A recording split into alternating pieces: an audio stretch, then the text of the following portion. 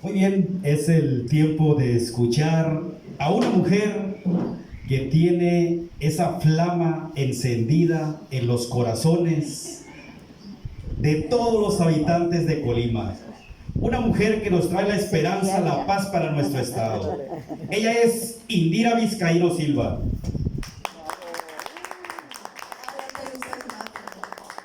Ya hoy acabamos. Pues muchas gracias. A mí la verdad me da mucho gusto estar con ustedes. Saben que luego me siento como en casa. Tal vez es un poco la formación o deformación, ¿verdad? Como abogados que asumimos que luego tenemos la razón siempre en todo. Y que siempre para todo tiene que haber una influencia de la revisión de los abogados en todo el proceso legislativo, por ejemplo, y demás. Pero bueno, primero muchas gracias por la oportunidad, Nacho, y a todas, a todos por estar aquí con nosotros. Yo había hecho al principio solo las anotaciones de lo que nosotros ya traemos como parte de nuestro plan de gobierno y que de alguna u otra forma también tiene que ver con parte de lo que ustedes aquí están expresando. Por ejemplo, lo comentaba Dulce, ya nosotros hemos hablado de la necesidad de crear el Consejo de la Judicatura en Colima. A mí me parece que es increíble que seamos el único estado que no lo tenemos.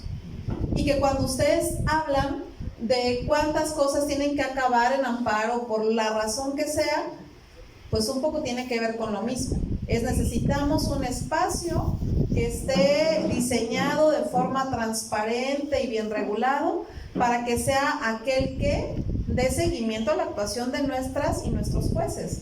Y no es un asunto solo punitivo, es un tema de transparencia, es un tema de certidumbre jurídica para nosotros como abogadas y abogados, para quienes litigan, pero también para quienes busquen el acceso a la justicia. Entonces, al final me parece que este tema de la creación del Consejo de la Judicatura se convierte en algo indispensable, en algo fundamental, y nosotros ya lo hemos planteado como un compromiso.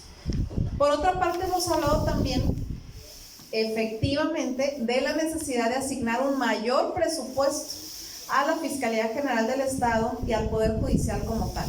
A ver, el Poder Judicial es el tercer poder, pero en la propia Constitución queda clarísimo cuál es el valor de los poderes. Primero, el poder legislativo.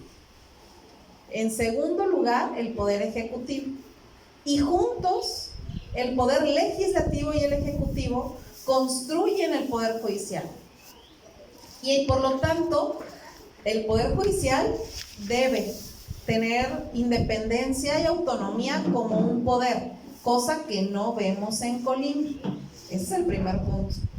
Y segundo, esa autonomía también tiene que ir ligada a dos cosas: el presupuesto por una parte, pero por otra parte yo digo, sí, mayor presupuesto porque soy consciente de las injusticias salariales que viven muchas de nuestras compañeras y compañeros que trabajan en los juzgados, por ejemplo, pero también tiene que ir de la mano ese mayor presupuesto con la necesidad de más personal, de mayor capacitación, porque no podemos tampoco exigirles que cumplan con nuestro sueño de que la justicia sea pronta y expedita cuando están sobrecargados de trabajo. Pero por otra parte, ese mayor presupuesto también tiene que ir clarito, lo digo, de la mano con mayores mecanismos de transparencia del ejercicio de ese presupuesto. Porque a mí me parece que es muy injusto que se le incremente el presupuesto al Poder Judicial y que no lo veamos reflejado en nuestros secretarios actuarios de acuerdos, ni en la mejora del servicio a la gente, sino que solamente se queden unas cuantas partidas en los niveles más altos. Y no quiero hablar mal de nadie, simple y sencillamente creo que la norma para la confianza es la transparencia. Entonces sí, claro que nosotros estamos conscientes de que se requiere más presupuesto en estas dos áreas, Fiscalía y Poder Judicial, pero eso también tiene que ir acompañado de mecanismos y reglas claras de transparencia para la rendición de cuentas de estos recursos que al final son públicos y la gente tiene que saber cómo y en qué se gastan. Y obviamente este mayor presupuesto va primero en el sentido de tener más personal, mejor capacitado, todos aquellos instrumentos que también se requieren para poder atender mejor a las personas, por ejemplo, en el tema de la fiscalía, todo lo que significa los temas forenses, genéticos y demás, Colima desafortunadamente es uno de los estados con el mayor número de personas desaparecidas, pero no contamos con los mecanismos científicos ni acordes para dar la atención necesaria a los familiares de estas personas desaparecidas. Pues tenemos que actuar también con mucha sensibilidad, pero este mayor presupuesto por supuesto que también va ligado con el tema de infraestructura. Yo no soy un irresponsable, no les voy a jurar, sí, el primer año vamos a transformar esto y aquello. Esto es gradual. Todas y todos sabemos el desastre financiero en el que vamos a recibir el gobierno del estado de Colima, con una deuda que supera el 50% de su presupuesto anual, y eso es lo que se ve por encimita, quién sabe todo lo que esté ahí oculto y que todavía no descubrimos. Pero sí tenemos el compromiso formal de transformar la realidad, de eficientar el uso del manejo de los recursos públicos, de mejorar el uso de estos recursos, el manejo de estos recursos públicos y de invertir en aquello que se necesita. Y cuando hablamos de invertir en aquello que se necesita y cuando hablamos de infraestructura, necesariamente pasa por hacerle justicia a los municipios de la costa, particularmente a Manzanillo. Ustedes hablan de acercar juzgados, de acercar áreas de atención de justicia a la gente de Manzanillo. Yo les digo que a Manzanillo le falta todo. Le falta infraestructura desde sus calles, drenajes, empedrados y demás. A Manzanillo le falta, bueno, es el municipio más grande, el más poblado, el que más dinero aporta, y no tienen una sola casa de la cultura. Es el único municipio que no tiene casa de la cultura, que no tiene un solo teatro, que no tiene un museo. Y eso entonces luego lo vemos en los temas del Poder Judicial, y luego lo vemos en infraestructura deportiva, y luego lo vemos en infraestructura de sus calles. Entonces, claro que pasa por un todo, ¿no? Hacerle justicia a los municipios de la costa también pasa por acercarles la impartición de justicia. Nosotros hablamos de acercarles el gobierno, hemos hecho el compromiso de que en Manzanillo se van a establecer las dependencias que ahora representan a desarrollo, a fomento económico, turismo, trabajo, desarrollo rural, infraestructura y desarrollo urbano y movilidad, que a Tecomán se va a ir desarrollo social. Pero si nosotros queremos acercar el gobierno del estado, el poder ejecutivo a la gente, pues también tenemos que acercar el judicial, porque al final es la vía que tenemos para hacerle justicia a la gente. Y creo que parte de buscar estos equilibrios pasan por acercar las herramientas a las personas para tener acceso a la justicia. También hemos hablado de la creación de estos centros de justicia para las mujeres, de estas casas sororas en los 10 municipios del estado, porque también desafortunadamente somos el estado con el mayor índice de denuncias por violencia intrafamiliar a nivel nacional, el sexto en feminicidios, el primer lugar en homicidios, el primer lugar en robos a casa habitación, y la mayoría de las personas pues ya ni siquiera van a denunciar. Pues no pasa nada, no se les atiende, no hay personal suficiente, o sale más caro tener que pagar traslados hasta donde debes ir a presentar una denuncia, que mejor te quedas como estás, ¿no? Entonces, al final, la responsabilidad de hacer este equilibrio y esta justicia pasa por acercar estos espacios a la gente. Entonces, coincido.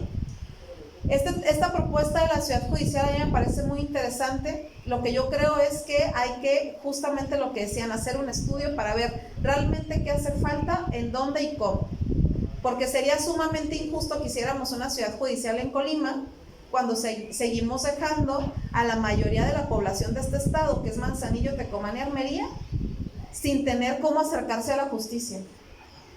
No nos vayamos solamente por aquello que nos resulte innovador y bonito y que ya hemos visto que en otros lados está muy padre, sino vayámonos por lo que es nuestra esencia como abogadas y abogados, acercarle la justicia a la gente, porque así fuimos formados. Entonces, mejor hagamos primero este estudio y definamos cuál es la manera más acertada de cumplir este objetivo final, que además lo compartimos todas y todos, ¿no? En la medida que nosotros acerquemos los espacios para impartir mejor la justicia, pues ustedes mismos, litigantes y postulantes, podrán hacer mucho mejor su trabajo, ¿no? Creo que eso es un equilibrio. El tema del cerezo, yo lo digo poco, porque a pocas personas están como metidas en el tema, pero aquí es un espacio adecuado. Nosotros tenemos que buscar la construcción de un nuevo espacio para el cerezo de Colima. O sea, tal y como está funcionando ahorita, no es como debe funcionar. no cumple con ninguna de las normas de derechos humanos, ni de seguridad, ni de garantías, ni mucho menos. Es un cerezo mixto. Se está dividido, pero un poco medio de a mentiritas, pues. Y además las condiciones en las que está funcionando no son las adecuadas. ¿Cuántos intentos de motines no ha habido ya? Insisto, pues seguramente no es algo que vamos a lograr en 2 meses, pero sí tenemos que ir haciendo esta planeación estratégica de ver qué es lo más urgente y hacer la listita de por dónde vamos a empezar, porque necesidades hay cientos y nosotros tenemos la obligación de irlo haciendo de forma gradual, pero segura y convencida. Yo les agradezco esa disposición que manifiestan para acompañar a nuestras diputadas y diputados en los procesos legislativos. Yo les he insistido, y digo, a lo mejor es nuestra deformación como abogados, yo todo luego lo quiero llevar a las leyes, ¿no? Creo que esa es la mejor manera de darle herramientas a la ciudadanía para que después de nosotros la gente tenga el poder ciudadano, la participación ciudadana, el presupuesto participativo, las contralorías sociales y todo lo que implica darle el poder a la gente. Y eso va a pasar por el poder legislativo. Pero también yo les he insistido a nuestras candidatas y candidatos, porque tuvimos una reunión con todas y con todos, y yo les decía, a ver, primero no anden prometiendo cosas nomás por prometer, porque no es necesario. Segundo, concentrémonos y cambiemos y hagamos ese esfuerzo, y ustedes nos pueden ayudar mucho y toda la sociedad, porque no se le califica a las diputadas y diputados como buenos o malos en función de quién es el que más iniciativas presenta. Eso no los convierte en buenos o malos diputados. Pero luego los medios de comunicación y asociaciones civiles y no sé cuántos dicen, es un buen diputado porque presentó 50 y tantas iniciativas, y es un mal diputado porque no presentó ninguna, o solo una, o solo 2. Y entonces ahí los tienes a todos queriendo hacer reformas de puntitos y puntos y comas que no les sirven a nuestro modelo legislativo, que no les sirven a nuestro Estado. Colima tiene un gran rezago en reglamentación, y lo platicaba también aquí Gisela. Somos vanguardistas en muchas leyes y anunciamos con bombo y platillo lo tan vanguardistas que fuimos en la creación de X ley, y nunca la reglamentamos.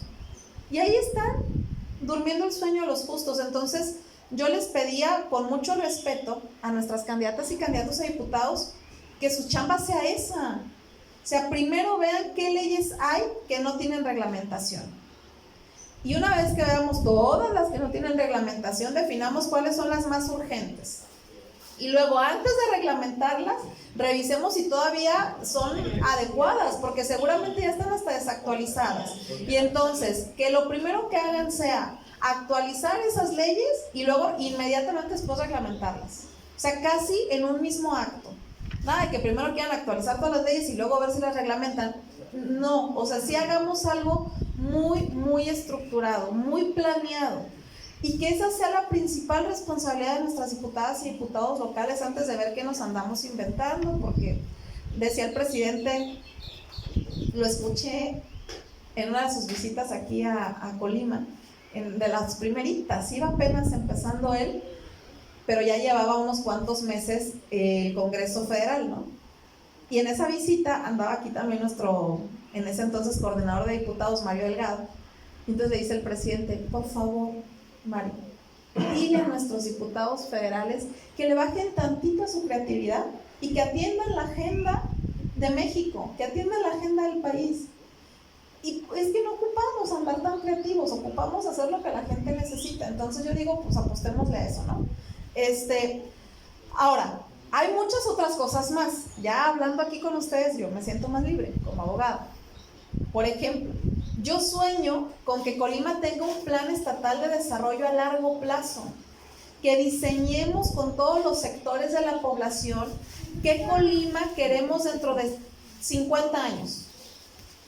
¿Y qué tenemos que hacer para lograr ese Colima que queremos en 50 años? ¿Qué tenemos que hacer en educación? ¿Qué tenemos que hacer en seguridad? ¿Qué tenemos que hacer en inversiones? ¿Cómo tenemos que formar a nuestros cuadros? Porque, a ver, si nosotros queremos que económicamente Colima tenga como pilares el campo, el turismo y el puerto, pues nosotros tenemos que desde la educación llevarles el segundo idioma a nuestras niñas y niños, desde la educación pública. Tenemos que ya formarles en eso, pero también tendríamos que estar diseñando programas educativos de educación superior, priorizando aquello en lo que sí va a haber chamba en Colima, priorizando aquello que sea una orientación vocacional y así muchas cosas más, ¿no? Pero entonces yo digo, si eso quedara solo en una buena intención mía, como eventual gobernadora, pues al rato llega otro y lo deshace, punto, como ha pasado durante toda la historia de nuestro estado y de nuestro país. Por eso nosotros decimos, llevémoslo a la ley, hagamos un plan estatal de desarrollo a largo plazo que involucre a todo mundo, que todos participen, que sea el plan de Colima y de las y los colimenses, pero también en la legislación establezcamos que los próximos alcaldes y gobernadores ya no van a hacer planes municipales y estatales de desarrollo de 3 o de 6 años, van a hacer planes de trabajo trianuales y sexenales que tendrán que hacer lo que dice el plan estatal de desarrollo para lograr el Colima que queremos en 50 años. Y alguien me decía, entonces ya para qué hay elecciones, ¿no? Si ya sabemos lo que cada quien tiene que hacer. Y decía, bueno, es que las elecciones tienen que ser porque si yo sé que tengo que erradicar el analfabetismo, hay mucha diferencia en cómo tú piensas que hay que erradicarlo y cómo yo pienso que hay que erradicarlo. En eso tendrá que consistir la discusión de cada proceso electoral, no en el qué, sino en el cómo. Y que eso sea lo que se discuta.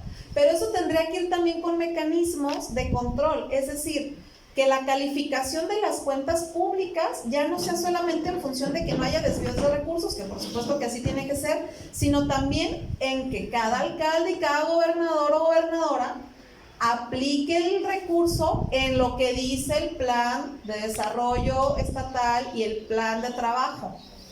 Porque si dice que tienes que invertir en educación y no inviertes un solo peso en educación, entonces tiene que haber consecuencias. Porque tú estás fallando a ese Colima que queremos dentro de 50 años.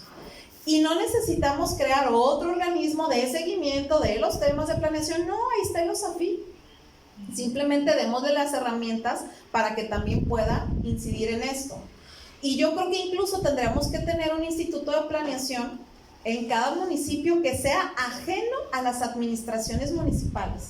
Es decir, que tenga una persona encargada que vaya mucho más allá de cada 3 o cada 6 años, que incluso pueda ser un poco como de carrera, para que sea quien le dé seguimiento a este plan estatal de desarrollo y que entonces no esté sujeto a los colores o a los ideales del que va llegando cada 3 años, sino a un plan que ya tenemos todas y todos decidido que queremos dentro de 50 años.